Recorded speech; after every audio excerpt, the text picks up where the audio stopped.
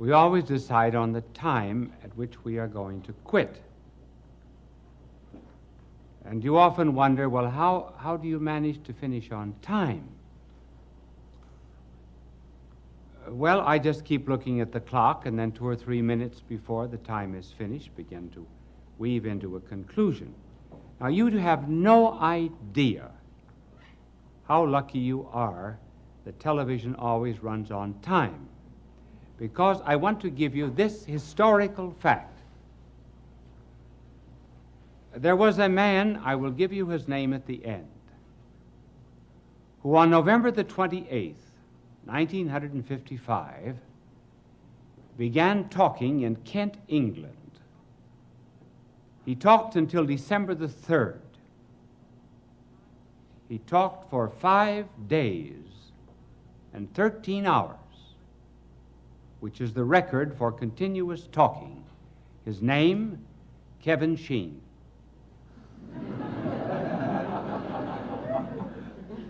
Now, they say that women talk a great deal. The record for women is only 2 days and 14 hours. It was held by a Mrs. Clapp. She couldn't keep her clap shut. Well,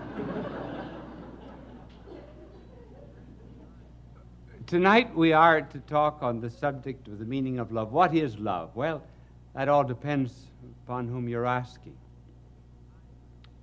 To a psychiatrist, love is a libidinous instinct. He calls it an id. And it becomes interesting to him when it manifests itself in aggressiveness and jealousy and hate and anything that creates a psychiatric problem. To the novelist,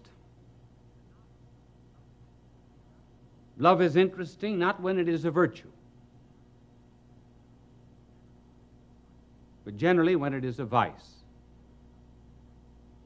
Adultery, perversity, and so forth constitute the themes of many novelists.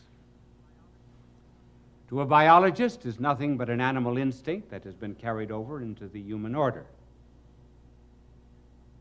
To a comedian, love is nothing but a lot of dame foolishness. You understood me correctly, didn't you?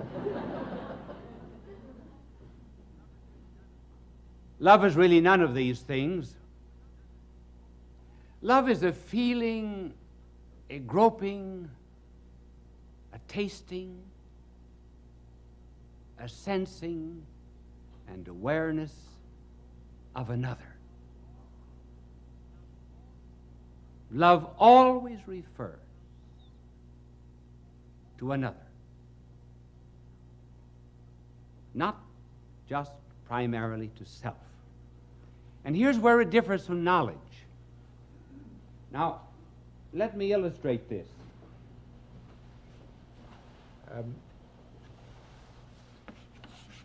Very few of us ever think, how different is this process by which we know in relationship to that by which we love? Whenever we know anything, we always bring the thing or object which is known down to the level of our mind. That is why when a teacher is explaining something in class, he will always give an example. It is degraded in some way, simplified. But the mind always insists that it comes down to its level. Hence, when the eternal Word of God came to this earth, he spoke in parables, brought divine truth down to the level of the people. Now, love does not operate that way. As a matter of fact, love operates in just the opposite direction. For example, the object of love is something to which you go out. Now, here is the faculty of loving is the will. when you love anyone, instead of dragging it down to your level, you go out to meet it. For example, if you love music, you do not write your laws of music. You meet the demands of music. If a man is in love with a lady who loves poetry, he doesn't talk algebra to her all night, if he's wise. You can immediately see, therefore, that the nobler the object that is loved, the better we become. That is why it can be said that the level of any civilization is the level of its womanhood. Because the nobler the objects that are loved, the nobler a person becomes. The greatest philosopher who ever lived, Thomas Aquinas, said that the least love of God, therefore, is worth more than the knowledge of all created things. Because the knowledge of all created things merely draws things down to our own mind. But when we love God, we go out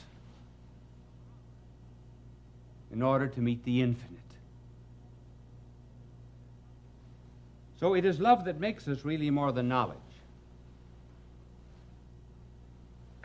Now the next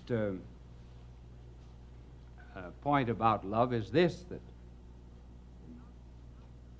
love is not just therefore the same as sex. Now sex is one of the manifestations of love. But somehow or other today, the word love is not so often mentioned except in songs.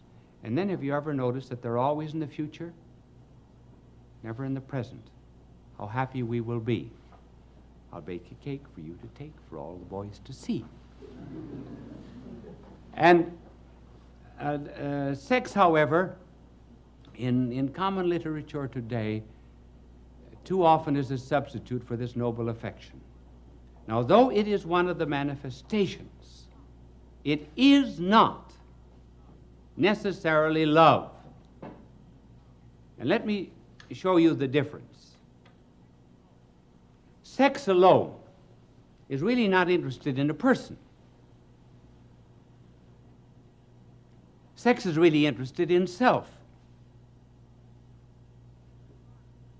And hence the carnal man will very often apparently and seemingly project his love to someone else, but he's not loving that other person. He's loving the pleasure that he finds in that other person, which is not the same. George Orwell, who wrote that remarkable book about the future of a communistic world called 1984, he has some people saying in 1984,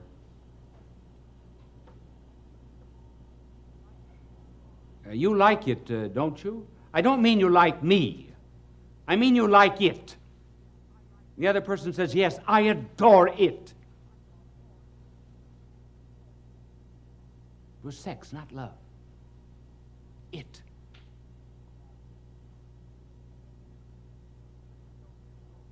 When the Soviet soldiers came into Berlin,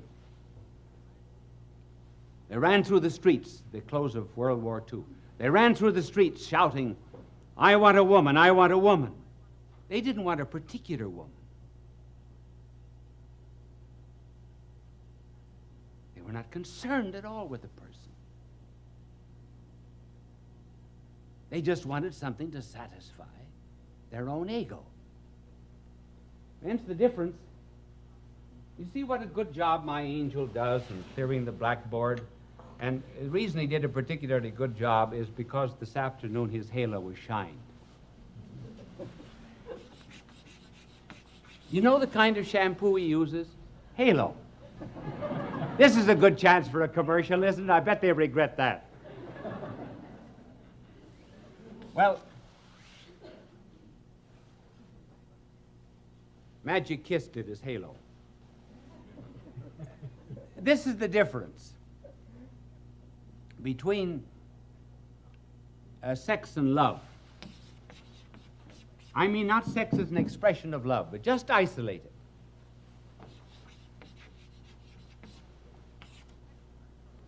Sex is a circle. Have you ever noticed that's the only thing that I draw well is a circle? It's not perfect, but I mean it's much better than the things I usually draw. But sex is a circle. It's bounded by itself. It looks only to itself.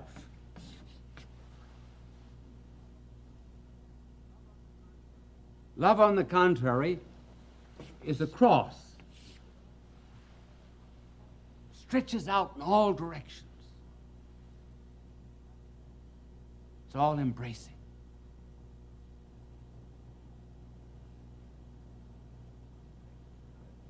Sex, to some extent, only to some extent, is like some of the statues we see of Buddha. Big, fat, sleek, well-oiled body, hands folded across the breast, intently looking inward, thinking only of self. And love is very much like sometimes the paintings or the statue of a saint, thin, wasted face, but eyes upward, peering beyond the hid battlements of eternity unto God himself. So love, therefore, by its very nature, is something that is concerned with the other or another, which brings us to this other question, namely the love of neighbor. Our blessed Lord said, love thy neighbor as thyself. Well, you might say, how can I like my neighbor? First of all, the neighbor isn't the one from whom you borrow sugar. The neighbor isn't the one who tells you that you're making too much noise at your party. He isn't the one that knows your affairs before you do. The definition of a neighbor is one who is in need, or else your enemy. So the question arises, I can't like everybody. And I got certain neighbors I don't like. And nothing in the world can ever make me like them. That's true. So here we touch upon the difference between liking and loving. Certainly there are things and there are persons you can never like, because liking is instinctive. Liking is an emotion. It's physiological. It's almost organic. It's biological. It's something over which you do not have great control. For example, you do not like olives. Now, I should tell you something I don't like, and I generally announce it once a year over television and over radio, so that if you ever invite me to dinner, you'll remember it. I don't like chicken.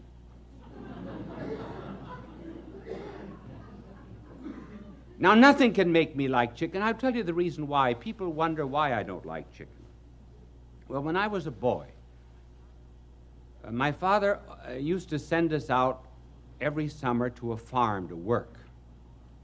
He believed in hard work, for which I thank him. And the tenant farmer, very anxious to please my father, gave us chickens every day except Friday. So every morning I had to go out and wring a chicken's neck.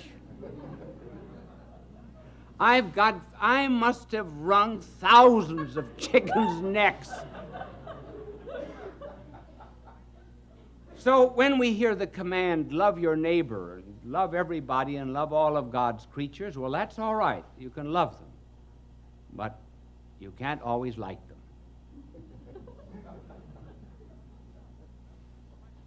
Well, what is love? Love is not in the emotions. Love is not in the feelings. Love is in the will. And because it is in the will, love is subject to command. To command.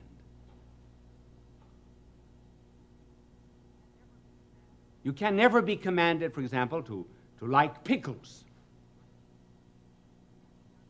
But you can be under a command, as a boy is under a command, for example. Now, please go up and kiss your Aunt Sophie. Now, he doesn't want to kiss his Aunt Sophie, but he's under a command, and maybe he does it. So love is subject, therefore, to the will. It can be ordered, whereas liking cannot. And we're only told, therefore, to love the neighbor. And how does this love work itself out practically?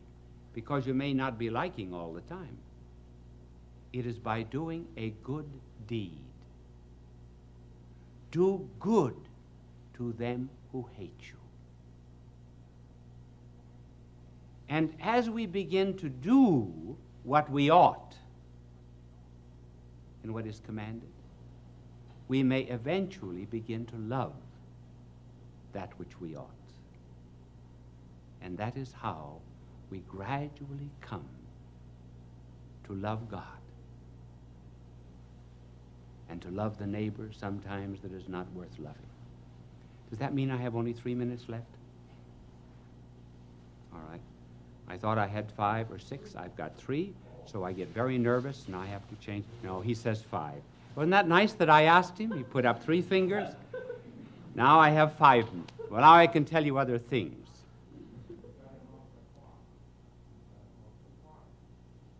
See, he said, I'm off the clock.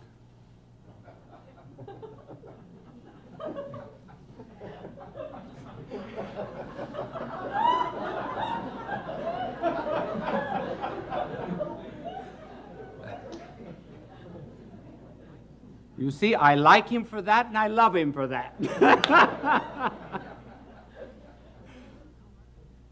Now, our blessed Lord also said, you love your neighbor as you love yourself. How can we love our neighbor as we love ourselves? Well, there are certain times, for example, we like ourselves, we love ourselves, and other times we do not love ourselves. We do not love ourselves when we are hateful and spiteful and mean and uncharitable and when we do embarrassing things. And then there are moments when we do love ourselves. We love ourselves when we're praised. We love ourselves when we're kind to the poor, and so on and so forth. Now, how are we, therefore, to love the neighbor as ourselves? We are to love the things in him that are good, and we are to not love the things that are bad in him. We love the person. We may hate the sin, just like we love the communists, but we hate communism. And that was what was meant by loving the neighbor as you love yourself. Love the things that are good. And love even the person who does wrong. And by loving him, he may escape his wrong. That is why the church is always willing to accept the heretic back into the treasury of her souls, but never the error into the treasury of her wisdom. There are certain rules for loving. I will pass some of them over very quickly. One is, you can never love in a hurry. Love is never done in a day. You can hate very quickly, but love is slow. That's one of the tragedies of divorce. People do not stay together long enough to learn to love one another. And then a second law of love is that all love leads either to heaven or to hell. All love either puts us in touch with God or puts us in touch with the devil. When it's good, even human love, we feel that we're in communion with something greater and bigger and broader than ourselves. And when the love is illicit and wrong, we not only feel degraded, but feel that we have degraded that which we loved. And finally, love is best expressed in terms of sacrifice. Love does not mean to have and to own and to possess. It means to be had, to be owned, to be possessed. It is the giving of oneself for another. That is why we speak of arrows and darts of love, something that wounds. And the day that a man forgets that love is synonymous with sacrifice, he will ask, what kind of a woman was this to ask for a ring of gold instead of tin? The day that men forget love is synonymous with sacrifice, they will ask, what kind of a God is it who asks for mortification and self-denial? Some years ago, there was an article appeared by a very well-known writer entitled Cosmical Religion. He said that he could no longer believe in a religion of love or a religion of fear, but he believed in a cosmical religion, the adoration of the cosmos. And I wrote an article and answered him, and I said I could accept his cosmical religion if he would only leave the letter S out of it.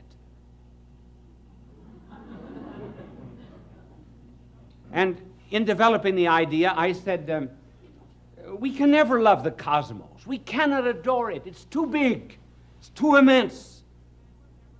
And man can never love anything except that which he can get his arms around. And the cosmos is too big and too bulky. That is why the Lord had to become a babe in order that we might encircle him in our arms. Well, I said that on television, and a woman wrote to me, and she said, do you mean to tell me, young man, this was some years ago,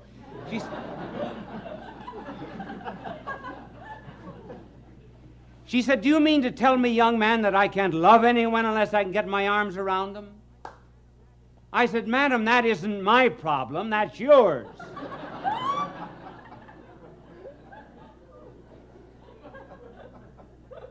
Well, I hope now that you understand love just a little bit better. All love on this earth is just a spark that comes from the great flame of love, which is God.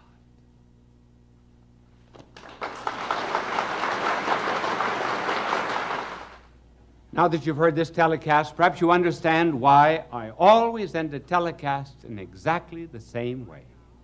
Bye now, and God love you. Fulton J.Sheen is indeed a man for all seasons. He walked a paced beat, allowing it to hear the announcer say, we are now signing off. Good night, and have a good sleep. That relieves her of her loneliness. There was really and truly, a woman wrote to me and told me that my program was the only one to which her cat ever listened. So our subject tonight has to do, to some extent, with loneliness. It affects all ages. Children are lonely. 5 million of them belong to divorced parents in this country. Boys get lonely.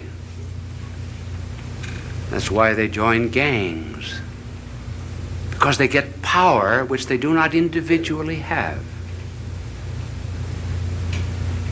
Young girls are lonely when they get a pimple on the nose. Older girls are more lonely still when the boy treats them as a glass, throws the glass aside after he has taken the drink. They find then that they're just a replaceable part in the great erotic IBM machine. Their loneliness increases. Then there's the loneliness of leadership, being the top man on the totem pole. There's the loneliness of being at the bottom of the totem pole, because you're just one of the masses. You're apt to lose your personality. The loneliness sometimes of marriage,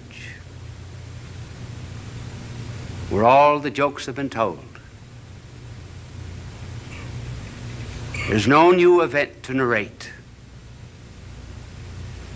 And it's the terrible solitude of being alone together.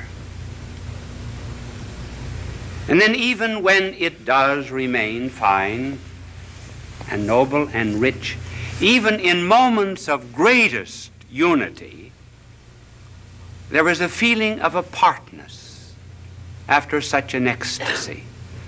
One hopes to completely submerge oneself, and yet one finds oneself back again. The hypochondriacs, of course, are lonely. And so we were asked to talk on this program about this subject of loneliness. And I'm going to give, after these facts, which we've just narrated, I'm going to give first the causes, and then I'm going to suggest some remedies. Now, I didn't know whether to use the blackboard or not. My angel is here, and I cannot think of any diagram that I could use. Just write causes on the board.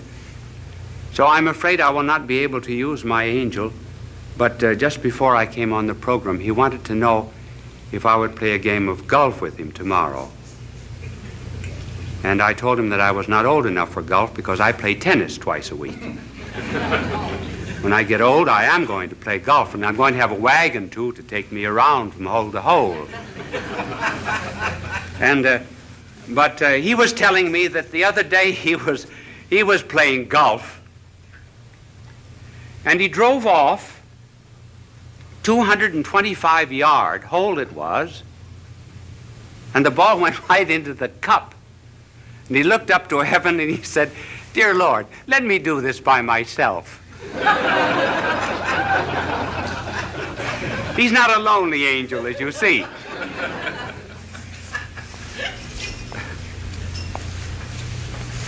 Now, what are the causes of loneliness? Well, one of the causes of loneliness has to do, first of all, with the lonely people themselves. And another reason why they are lonely is because of people who are not lonely. First of all, on account of the lonely themselves. They want to be loved too much. They want to love, to be loved. Now, there's nothing wrong about wanting to be loved, because we're all Stradivarius violins without bows. I didn't mean that pun. We are one of the difficulties of an unprepared, unscripted play. And we're cups without saucers. We are to be complimented. But the deep loneliness of which we are speaking comes from an excessive desire to be loved. The more I want to be loved,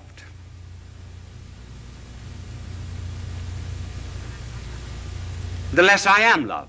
The less I'm loved, the less lovable I become. The less lovable I become, the less I am capable of loving others. And that's how, by a desire to seek only oneself and to please oneself, one gets caught like a bird in a fowler's net.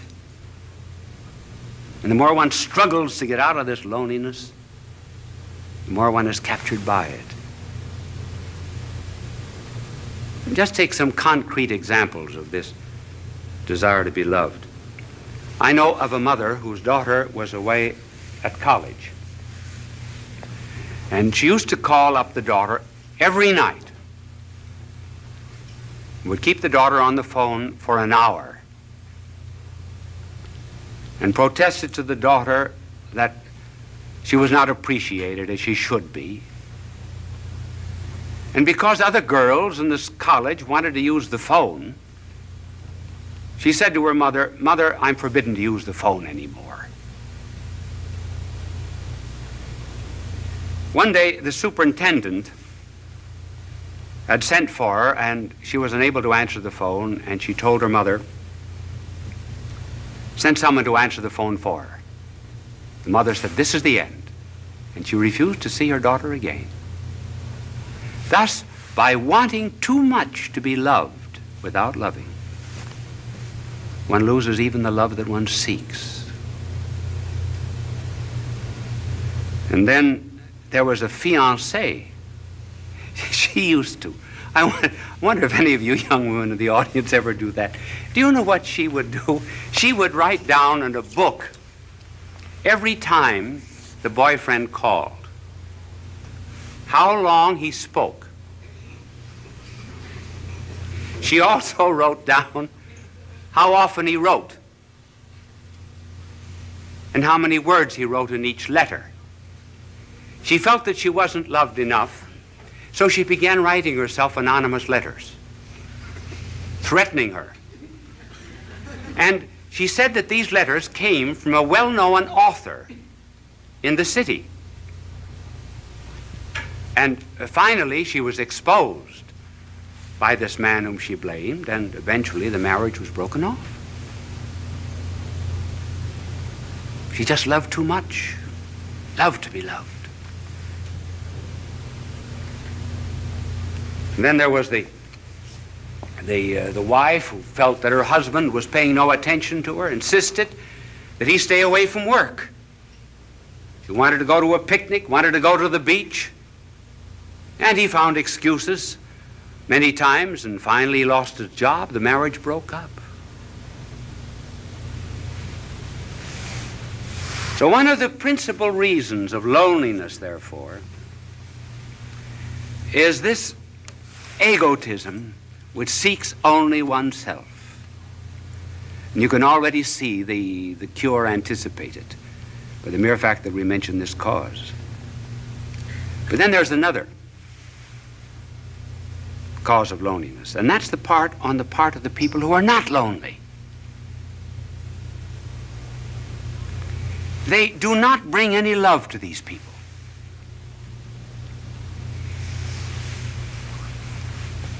Do you know what we should do? We should really concentrate a great deal on certain types of people. We should concentrate on the unfortunate, on the poor, on the socially disinherited, on the unloved, particularly the unloved, and on the ugly. And we bring love to them. We put love into them. Then they become lovable. Now, for example, you are very lovable to God. Did you know that? You say, well, what is there in me to love? Nothing. But he put his love into you. That's why you're lovable. And that's what we have to do with other people.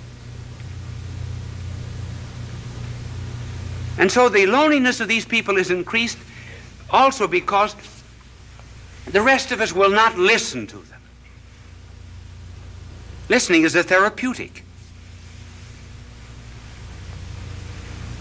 There was a psychologist who formulated a marriage case that involved sexual, financial, social, and legal complications. He went to 100 clergymen and 100 priests to present the story, and he carried a stopwatch with him. Do you know how long they listened? The average was 2.5 minutes. Then off-the-cuff answer. They refused to listen. They refused to care. George Bernard Shaw has something rather good on that subject. In his play St. Joan, King Charles says to Joan, "Why do not the voices come to me? I am the king." And Joan answers, "They do come to you, but you do not hear them.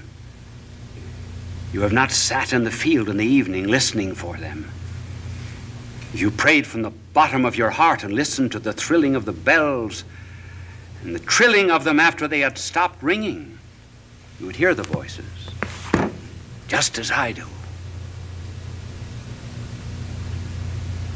In other words, listening is a therapeutic, a cure for lonely people. We do the same thing with our prayers. We wouldn't do to a doctor what we do to God. Would we go into a doctor and mumble off all of our symptoms and then say, "Bye, doctor"? Not listen.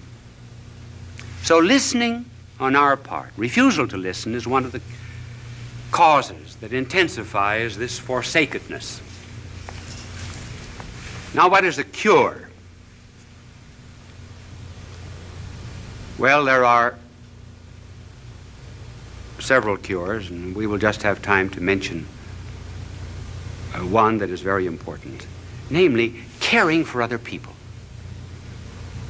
When we're lonely, go out and serve. Then loneliness goes out through our fingertips. Our heart opens. The Chinese have a proverb: if you're without shoes, go out and find a man without any feet.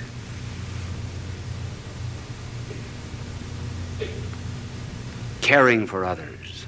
I remember when I first went to Europe to study,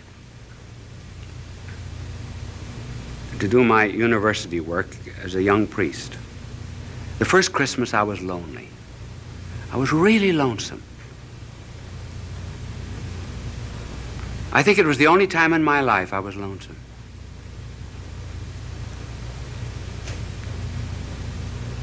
What would I do? So I went to someone in the city of Louvain and asked for a list of the worthy poor, and I went to this particular alley.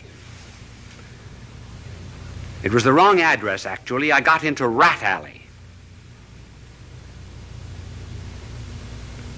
And when the door opened, there, earthen floor, was a blind father at a stove. 10 children barefooted around the stove. A ladder leading up to the second floor. One bed upstairs, bed downstairs. The children slept crosswise. I asked the family what they had. This was Christmas Eve, what they had for dinner, and she opened a bag of straw. Children had no sabots, no wooden shoes. I took care of them for 4 years while I was studying at the university. Got them jobs, rehabilitated them. I felt at times perhaps they were drawing on me. But do you know that the day that I went up for my examination as a professor at that university, as I went in at 9 o'clock to face 200 professors, I saw the whole family coming down the street. I asked them where they had been, and they said, for the last 2 days, we've been at a shrine praying for you that you would pass the examination. We walked all the way back. I was never lonesome again. That's the cure. Helping the neighbor. But here's something to remember, too. We think we should not be lonely. In this age of psychiatry, there are 2 or 3 conclusions that our world has drawn which are false. One is that we should never have a tension. Certainly we have tensions. We must have them. We've got body and spirit, and they go in opposite directions. They have 2 different landing fields. Certain tensions are normal. If we didn't have them, we would be abnormal. And then we're lonesome. Sure. There's a metaphysical loneliness. Perfection is not here. This is not our home.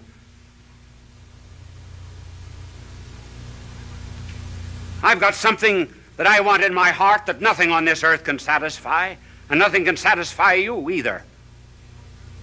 And we know it very well.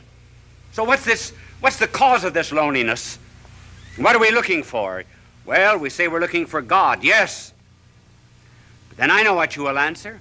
What does God know about loneliness? Now, that's a good question. That's a good question. What does he know about loneliness? Does he know anything about the loneliness, for example, of a babe in Afghanistan who has no better home than just straw? Does God know anything about the loneliness of a mother who has to gather up a child in order to escape a dictator and fly halfway across Africa?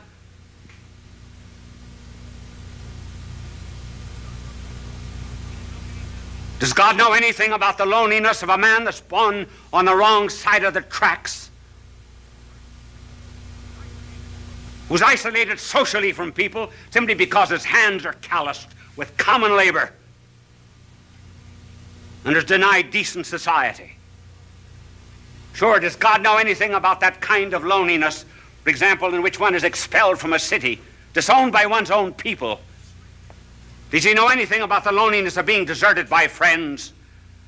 Does he even know anything about the loneliness of feeling doubts even about religion, doubts even which one cries out, "Why hast thou abandoned me?" Does God know anything about these things? Yes, those are good questions.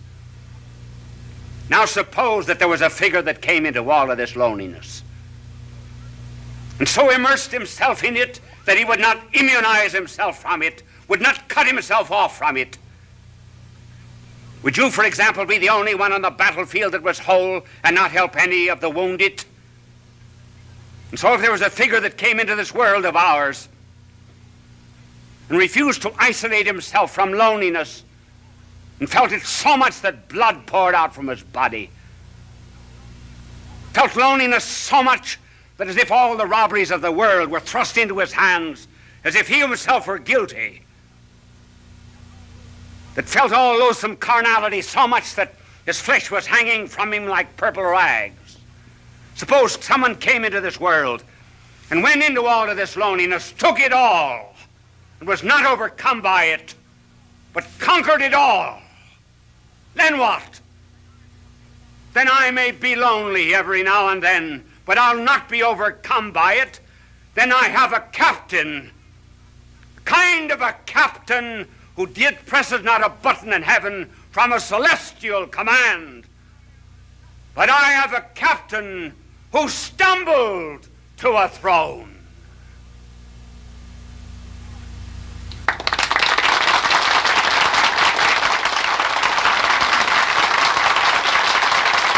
Bishop Sheen will return in a moment.